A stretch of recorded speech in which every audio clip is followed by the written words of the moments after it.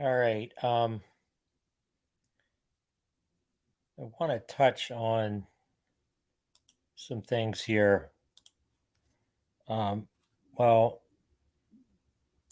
let me look at the SOI here. This is not good um, to see the SOI daily contributions and the 30 and 90-day average this high. Yes, we could have drastic flips with that. Well, we want to see -8, -9, 10, -8, 9, 10, at least in my opinion, 30-day averages. We got the pressures between Tahiti and Darwin, Australia, need to be equal. That's why and they're not. So that's why we're seeing high daily contributions. We'll go back to, okay, so here's the, wow. So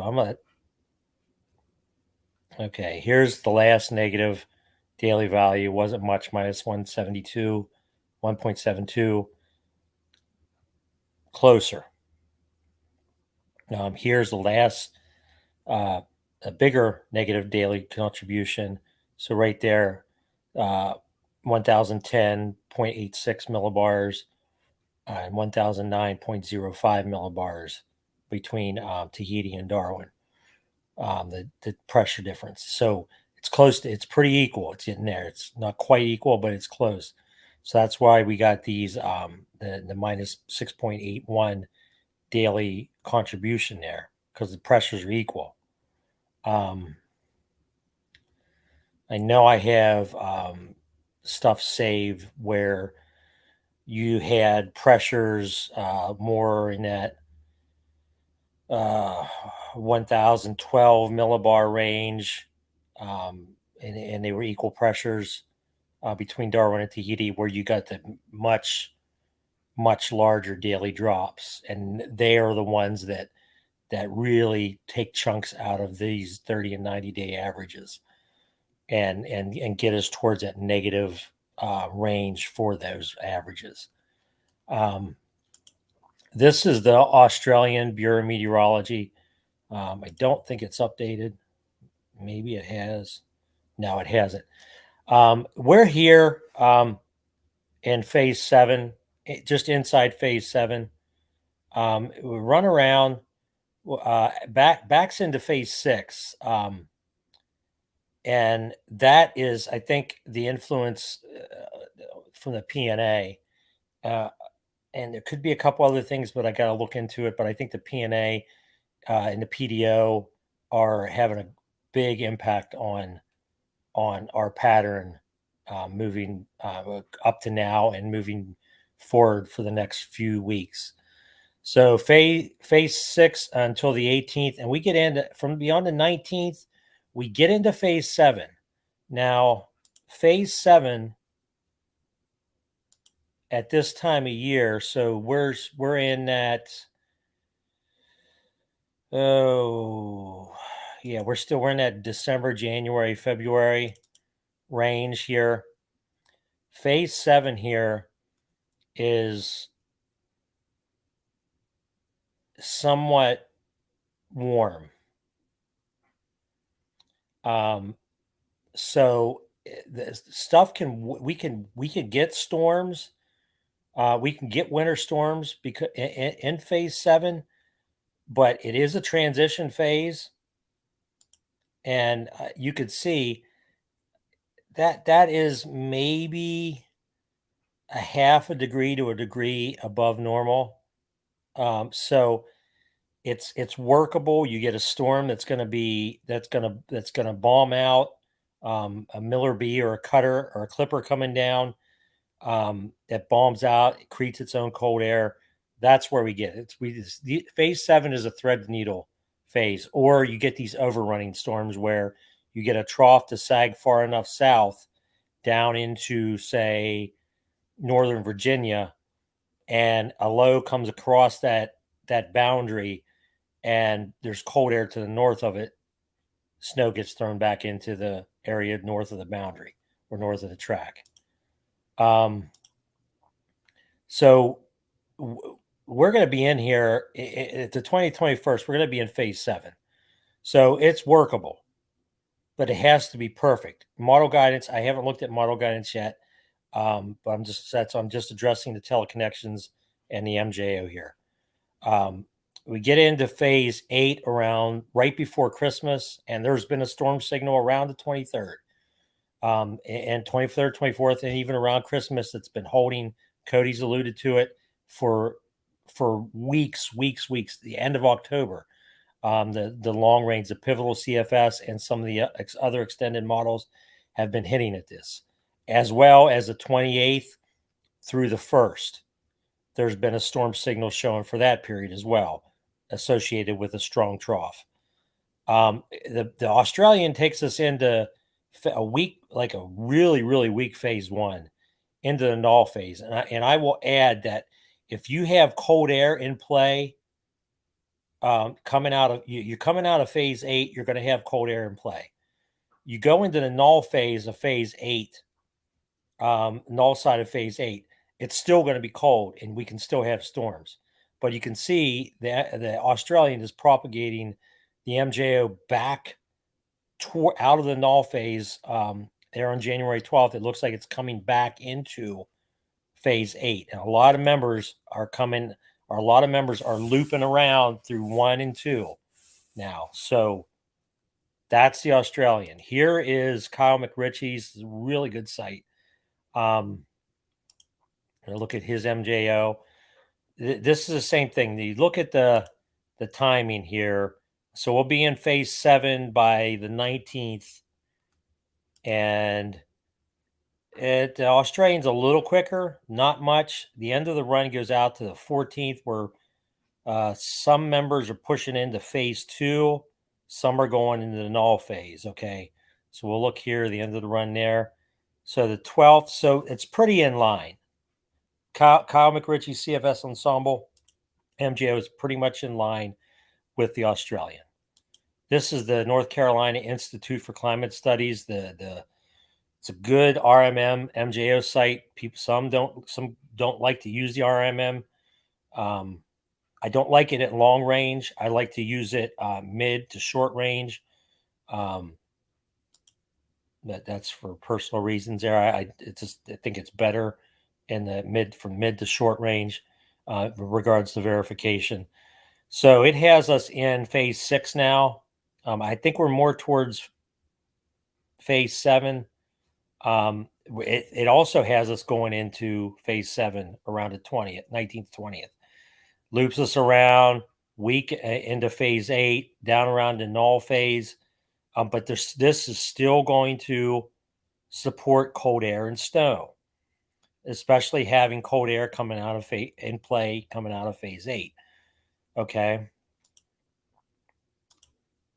Okay, let's go to plot. Okay, here is the MJ. There's a bunch of different plots for this. So same thing. It's weaker, not much amplification here. I don't know what to think about that. I think we're going to be a little bit based on the Australian and the pivotal Kyle McRitchie CFS. I think we're going to be more amped going from 7 to 8 into 1.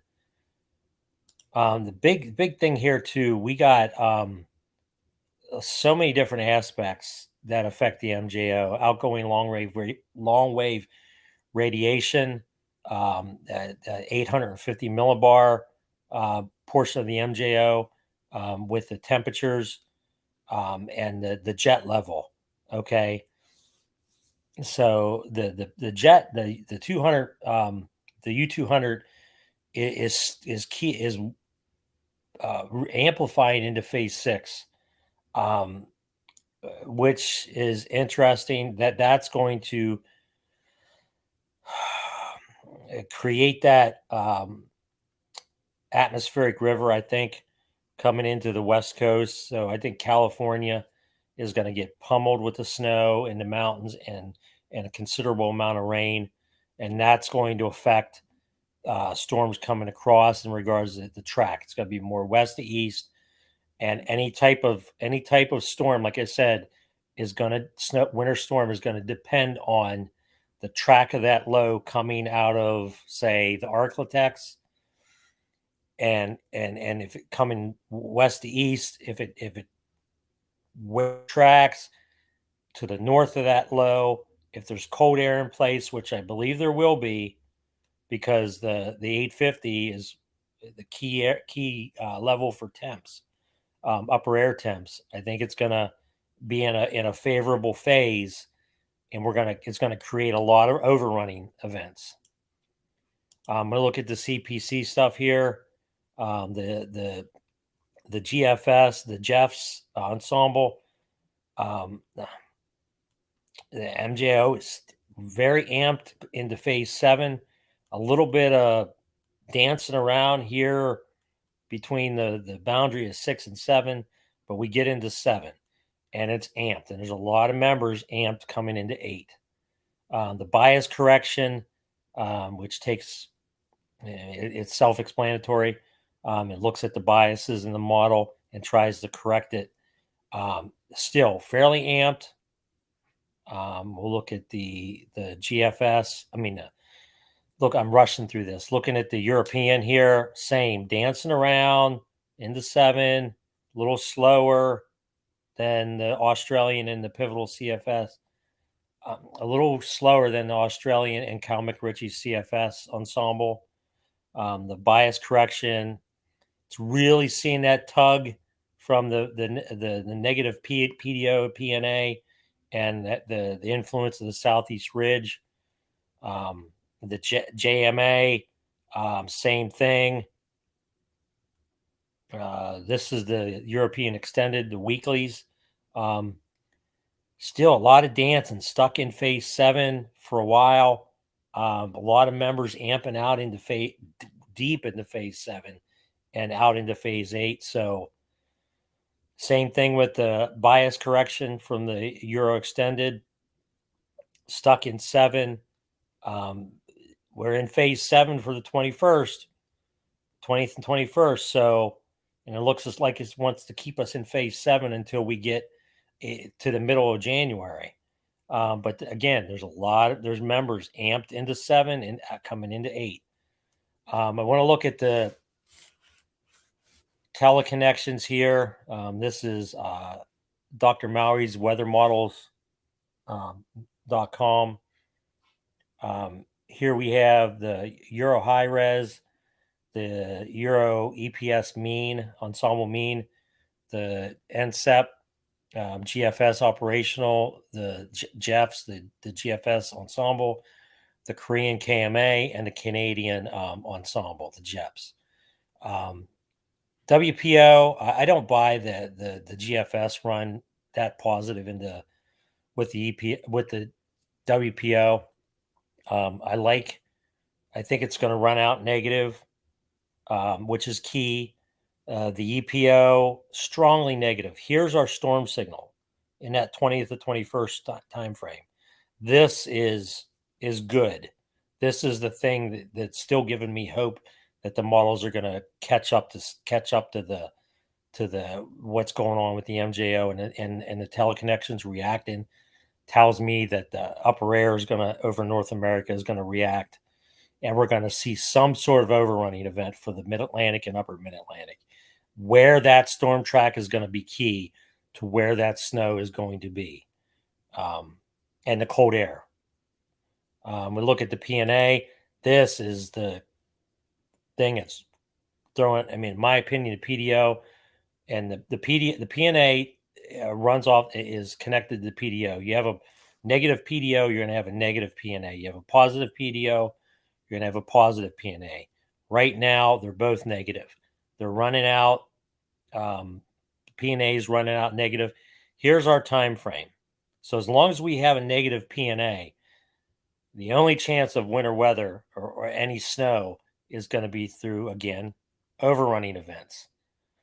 We look like we have a trend towards neutral towards the end of the month, end of December, early part of January. That is promising. Cody picked this out and saw this, and kudos to him for that. Okay, now the AO, because we had the negative WPO and a negative EPO, I think this EPO is going to run out negative. It's not going to run to neutral, and this is why. We have cold air available showing per the AO, the negative AO. So I think we're going to see the EPO run out negative. Even neutral is not bad, but as long as there's cold air, that EPO, excuse me, is not going to run positive. It's going to stay at least -1 standard deviation below normal or lower, because that cold air is available. It's going to push, and the EPO is going to go negative. Okay, there's the AO and the NAO. The blocking, we have blocking. I'll do a video on upper air guidance later on, or maybe tomorrow, or Friday, whenever I can, or maybe Cody will allude to it. But I'm going to go through the trends here of the EPS, the European Ensemble, WPO running out negative, EPO staying negative. There's our storm signal right there. Let me clear this. There's our storm signal right there.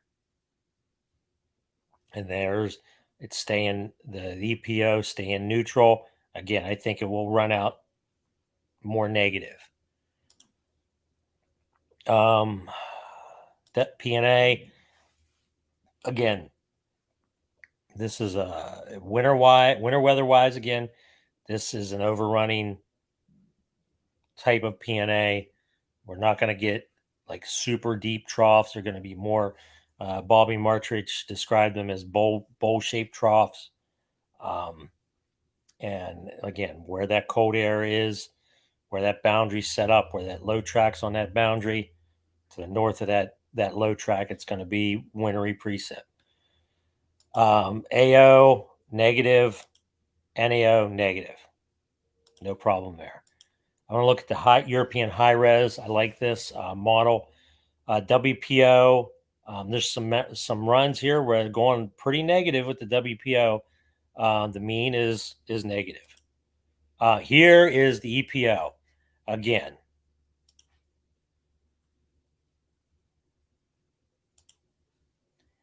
Here is our storm signal for the 20th and 21st, 20th and 22nd time frame. Okay. So that's used. The European high res showing that. And the EPO stays negative. All right, PNA.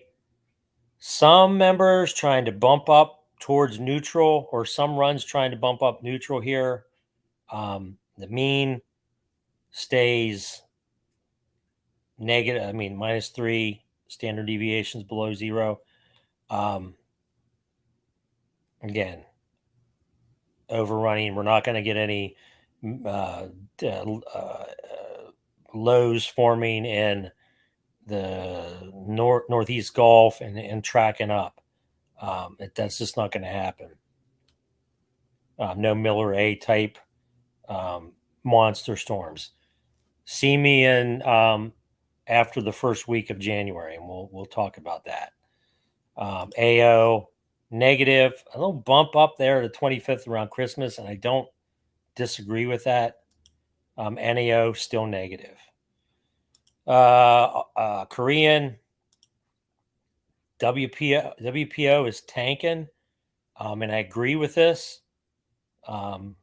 EPO, it's a little sketchy here. I saw this again. There's our storm signal. Running that positive. No, I don't think that that's going to happen. Where do I see this here? We have, that's the Canadian. I don't think we're going to see that. I think the EPO is going to run out negative, and there's some disconnect there for some reason in the mean. but I think we'll see. I think we'll still see the. I think we'll see it run out more like that. After from here, I think we'll see it run out more like that. PNA again, not good. Some hints at neutral run here again towards the end of the month. AO bottom's falling out again. That there is, the EPO is going to respond to this. So that's why I think we're going to see the EPO run out. NAO on the Korean, strongly negative. The GFS, WPO bouncing. Okay, I don't agree with that. This is decent here. Maybe the EPO does get to neutral.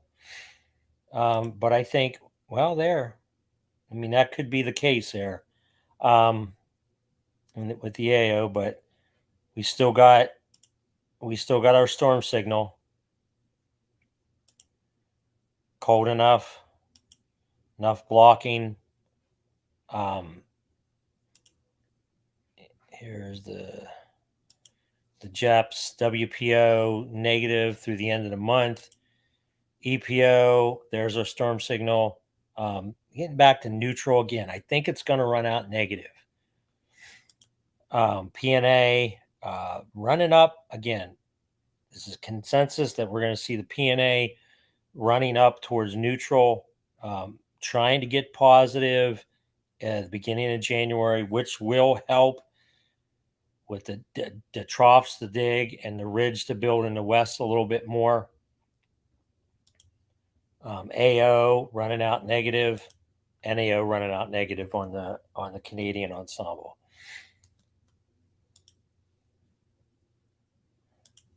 So that's pretty much where we are, or where my thoughts are on things moving through the rest of the week. The rest of the month. This is exhausting to some degree, especially when you're just doing it as a hobby. Yeah, those of you that don't like the winter weather, I don't want to say it's not going to happen. Based off what I've seen in model guidance, my confidence has went down with this 2021 storm. It's still there. I'm not giving up on it yet. A couple more days of model guidance through at least maybe 2-3 days, maybe out into south of Saturday, because I want to see what this system coming through. I think Friday. Well, more Saturday and Sunday time frame. Maybe a rainmaker, pretty much, and maybe some snow, like I said, up in New York State, Vermont, New Hampshire, over into Maine. Maybe down into far northern Mass. It's possible.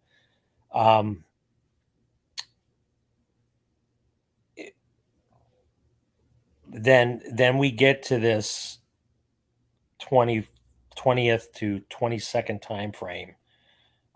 Once that 18th, 19th system gets out, that 20th, 21st, 22nd time frame is going to be a little clearer. I mean, yeah, they're right on each other's heels, so I think maybe late Friday, early Saturday, we should have a better idea on this 20th, 21st potential. So stay tuned. Sorry, I feel like I rushed through this. In regards to big snowstorm potentials, I don't see that being in play until, maybe the second week of January. I'm going to say between the 8th and 16th. How things go beyond that, It's a crapshoot now. Do I think that it could that we could still get a big storm in February and March? Yes, I do. But even though what I put out in my outlook, I thought I was seeing based off of my analoging and everything I looked at that I think March could be a big month for snow in the upper Mid Atlantic and Northeast, as well as maybe into that first week of April. I think we're going to have some cold air hanging around and some snow chances then. But those there's not forecasts. There's just thoughts based off of what I've seen doing my outlook. So I appreciate everybody who watched this, who will watch this. Just stay tuned, and we will update you as best as we can.